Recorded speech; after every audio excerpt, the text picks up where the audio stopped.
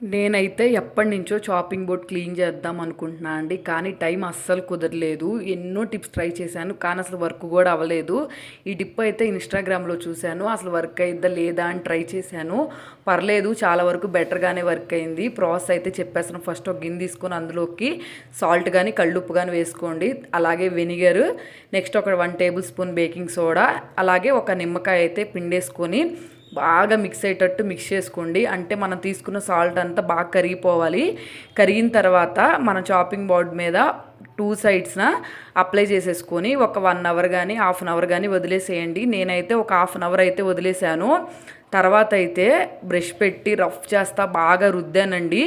చాలా వరకు నాకు బాగా మురికంతా పోయింది. మీరు ఒకసారి ఈ టిప్ని ట్రై చేయండి. రెగ్యులర్గా మనం ఒక 2-3 టైమ్స్ చేసామనుకోండి, నీట్గా పోయిద్ది. నేనైతే చాలా బాగా మట్టి పట్టిన తర్వాత అయితే క్లీన్ చేశాను. అందుకే నాకు ఒక 2-3 టైమ్స్కి పోయిద్ది అనిపించింది. ఒకసారి చాపింగ్ బోర్డ్ స్టార్టింగ్లో చూపించాను, నెక్స్ట్ అలాగే ఎండింగ్లో కూడా చూపించాను వర్క్ అయిందా లేదా అని చెప్పి. మీరు ఈ టిప్ని ట్రై చేయండి. వర్క్ అయిందా లేదా కమెంట్ సెక్షన్లో కమెంట్ చేయండి. వీడియో నచ్చితే సబ్స్క్రైబ్ చేసుకోండి.